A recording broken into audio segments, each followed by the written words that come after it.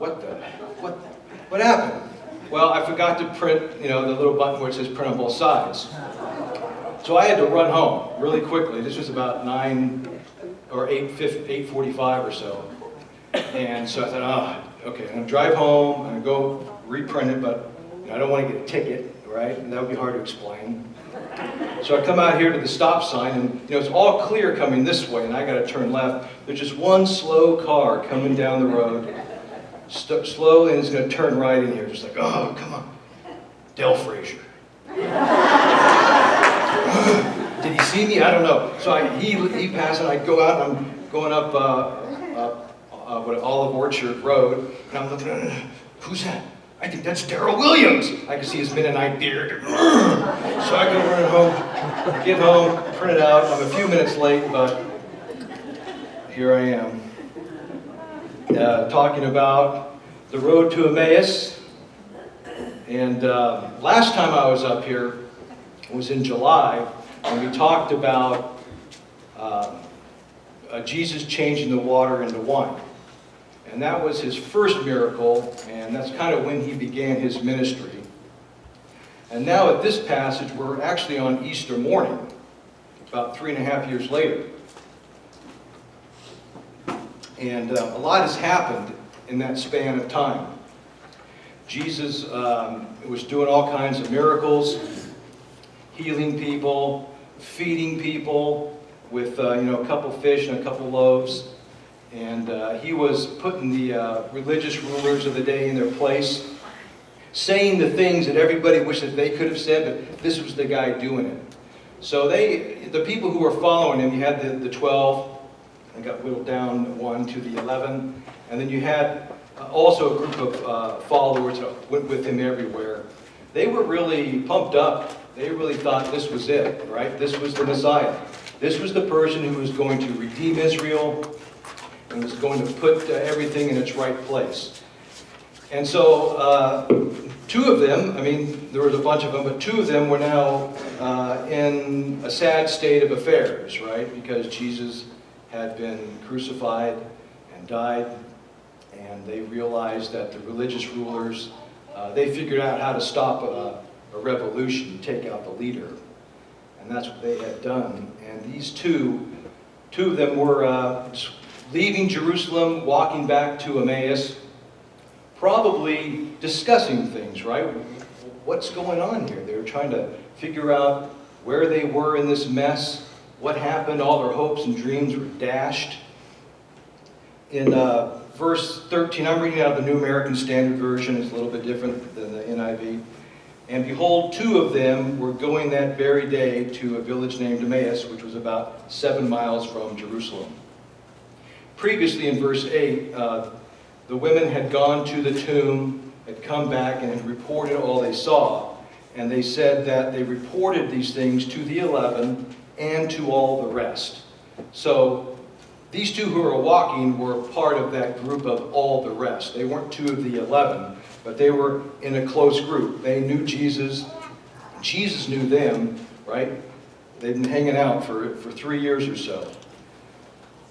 Now, they were on this road to Emmaus, which is about 7 miles towards this little town. No one knows exactly where it is now, but it was somewhere fairly near, about, 2-3 hours walk, I would say, right? 7 miles? I don't know, it's been a long time since I walked that far. But they were talking to each other in verse 14 about all these things which had taken place.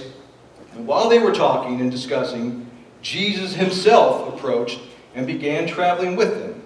But their eyes were prevented from recognizing him. So they're just walking along, engaged in conversation, and the stranger comes up. Now, he's a stranger to them, but he knows who they are, right? But they don't recognize him. Now, if you look at Mark 16, verse 12, it says, he appeared in a different form to 2 of them while they were walking along on their way to the country. And so whether or not he looked like he always looked, but when they looked at him, it didn't trigger the memory in the back of the head, they didn't recognize him, or if Jesus was doing some type of shape-shifting, and he had a different face, and they just didn't see him. They couldn't tell who this person was. Either way, they didn't know who he was, and So Jesus comes up to them, and he said to them, "What are these words that you are exchanging with one another as you are walking?" Now, I don't know if you're like me, probably not, but if I was walking along with my friend and we've been through some traumatic experiences together, and we're just trying to hash it all out and figure out what the heck is going on. And we're talking, and then all of a sudden some random guy walks up. "Hey, what are you guys talking about?" My reaction would be, we're just, dealing with some private stuff, right? I wouldn't necessarily say, "Hey, come on, why don't you join the conversation?" Right? It's just a stranger, some random guy. But Jesus asks them, he offers them an opportunity to exchange words, saying, "What are you talking about?" And their reaction was, or one of their reactions, a little bit, it's hard to interpret how they meant it. They stood still, looking sad, in verse 18, and one of them, Cleopas, answered and said to him, "Are you the only one visiting Jerusalem and unaware of the things which have happened here in these days?" It was like, "Dude, don't you know what's going on? You're walking on the same road as us. You must have been there. You've got to know. Are you the only one?" And then Jesus says, "Well, what things?" Like, he is the thing, right? He knows what happened. He was there. He lived through it and rose through it. So he's kind of toying with them in a way. He knows these two people. He must be laughing inside a little bit, right? I know these guys. They don't recognize me. He's asking them questions. "Hey, what things? What was going on? Tell me all about it." And it was an invitation from Jesus to these two. Let's talk. Let's exchange some information. And they said to him in verse 19, "The things about Jesus the Nazarene, who was a prophet, mighty in deed and word, in the sight of God and all the people." So about this point, Jesus is thinking, hey, these guys, they got it right. "And how the chief priests," in verse 20, "and our rulers delivered him to the sentence of death and crucified him." Right? Okay. "But we were hoping that it was he who was going to redeem Israel." At this point, you must be thinking, they didn't quite get it. "Indeed, besides all this, it is the third day since these things happened. And also some women among us amazed us when they were at the tomb early in the morning," it's that morning, "and did not find his body. They came, saying that they had also seen a vision of angels who said that he was alive. Some of those who were with us," and Jesus probably thinking, "Yeah, I remember that. Just happened about a couple hours ago. "Some of those who were with us went to the tomb and found it just exactly as the women also had said, but him they did not see. And he said to them, a mild rebuke at least, 'O foolish men, and slow of heart to believe in all that the prophets have spoken.'" So he kind of pushed back a little bit, right? Because they did pretty good up until about the middle of the story, right? They got it all right. Great prophet. He was going to redeem Israel, but they hadn't quite gotten to the point where they believed that he was alive. So he continued on in verse 26, Jesus did.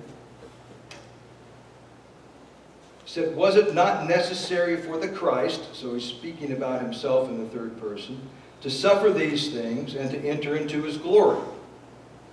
Then, beginning with Moses and with all the prophets, he explained to them the things concerning himself in all the scriptures." So this is really revolutionary, right? For 2,000, 3,000 years, they'd all been interpreting the scriptures one way. Not that it was wrong, but there was another level. There was another layer. Like when you hit the video game, right, and you get to the next level, Jesus is taking them to the next level. And he provides them with a new way to interpret Scripture. Going back through the Old Testament, he begins to point out, this is about the Messiah, this is about the Messiah, this is about the Messiah. You thought it was about this, but this is about the Messiah. And he showed how it all fit together.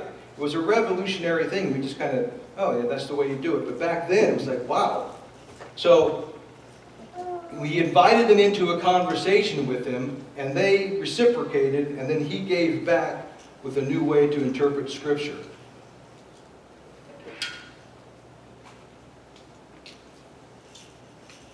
So they continued on their walk,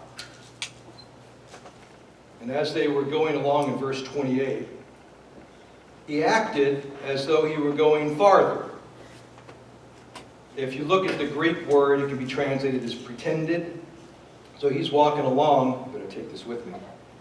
And, they're going to cut down to Emmaus, and he's waiting for them to say something, right? He presented a situation where they had to engage him again, either say, hey, see you later, thanks for all the information, or, in this case, they urged him in verse 29, saying, stay with us, for it's getting toward evening and the day is now nearly over. You don't want to be walking on that road at night, why don't you come hang out with us? I mean, what was Jesus going to do? Invite himself over for dinner? So he's being very polite, I suppose. So in verse 29, he went in to stay with them. When he had reclined at the table with them, he took the bread and blessed it, and breaking it, he began giving it to them. So this was the second opportunity that Jesus had presented to these two individuals to engage with them and to exchange information, for asking them to tell him what was going on inside of them. The first time he said, tell us what these things are that you're talking about. Now it was, here's an opportunity. They invited him in, and he began giving them the bread. And in verse 31, then their eyes were opened and they recognized him, and he vanished from their sight. Like Obi-Wan Kenobi, I suppose. But he did it first. And so this breaking of the bread just had occurred, right, a few nights before at the Last Supper, when he broke the bread and poured the wine and started the ritual we have of communion. And whether or not they were in that upper room or not, they had heard about it. And so this proved to be some type of a trigger to them. As soon as he broke the bread and passed it around, boom, their eyes were opened. You've probably experienced it too, where you're just kind of walking along, minding your own business, going through your day, and catch a whiff of something, right? A good smell, let's just say. But it triggers a memory, right? You think, oh, that reminds me of so-and-so. Or you hear a song, especially with songs, and boom, you go right back to that time. When you were listening to that song and you were doing this or doing that with this person or that person. And this was their trigger. He broke the bread and passed it, and boom, their eyes were open, and they recognized him. And we know this is kind of like the last thing he really wanted to give them, right? Because as soon as it happened, he was gone. He had other things to do. He had more people to go see.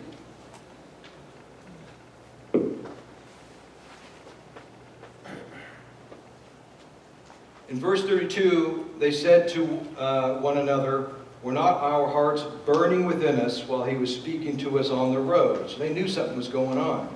And while he was explaining the scriptures to us. And they got up that very hour. Well, yeah, it was late, right? It was too late for Jesus to be walking alone on the road, but they decided they'd already walked 7 miles. They're going to walk 7 miles again at night. And they returned to Jerusalem in verse 33 and found gathered together the 11 and those who were with them, saying, now they believe, right? The Lord is really risen and has appeared to Simon. They began to relate their experiences on the road and how he was recognized by them in the breaking of the bread. And so there's lots of different things that went on here and that we can take from this passage. One could be that this is another example of Jesus appearing to people and nailing down the fact of his resurrection and getting lots of witnesses. And he goes on for 40 days appearing to many people. And this could be 2 of them.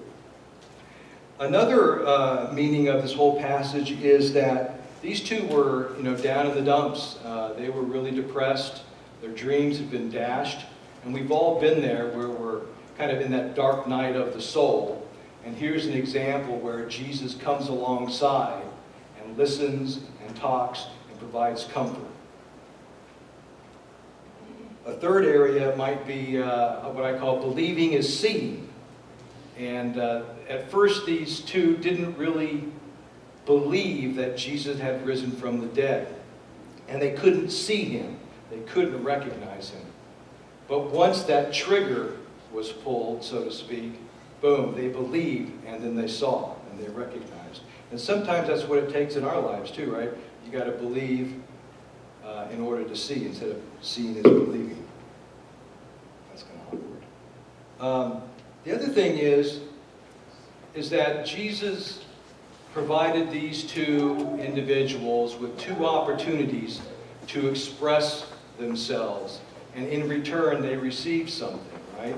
The first time was an invitation to tell them what was going on, and they did, and he showed them how to reinterpret Scripture. And then the second time, he invited them to invite him to dinner, and they did, and they were able to see him and recognize him. And so, kind of the question is, what is it in our lives that we're thinking about in terms of God that we need to express? What is it that he's waiting to hear? Do you think he ever wants you to express what you're thinking instead of just keeping it inside? And so it's something to think about as we go through this week and the months, is what is it about our relationship with God that we need to express in some way? And this is not something new, revolutionary. In Matthew 16, verse 13, Jesus was talking to his apostles and said, "Who do you say that the Son of Man is?" And they said, "Some say John the Baptist, and others Elijah, and still others Jeremiah or one of the prophets." Kind of sounded like what these two guys were saying. He said to them, "But who do you say that I am?" Simon Peter answered, "You are the Christ, the Son of the living God." And Jesus said to him, "Blessed are you, Simon, because flesh and blood did not reveal this to you, but my Father who is in heaven. I also say to you that you are Peter," gives him a new name, "and upon this rock," it's kind of a play on word, Petrus, Peter, and the rock, "I will build my church, and the gates of Hades will not overpower it, and I will give you the keys of the kingdom of heaven." And so again, it was an invitation. Tell me what you're thinking. They told him what they were thinking, and he gives Peter this thing here, this keys to the kingdom. And in Romans 10:9 it says, "If you confess with your mouth that Jesus is Lord and believe in your heart that God raised him from the dead, you will be saved." And so it's another request for speak out what's inside. And that triggers something. That does something when you say what you're thinking. Just leaving it to yourself sometimes isn't enough. So I ask again, in relation to God, what is it in each of us that we're leaving unexpressed? No one else can express it for us, right? We have to do it ourselves. We have to express it, take the thought into expression, and then expression into action, and then see what God exchanges in return for that. That's all I have.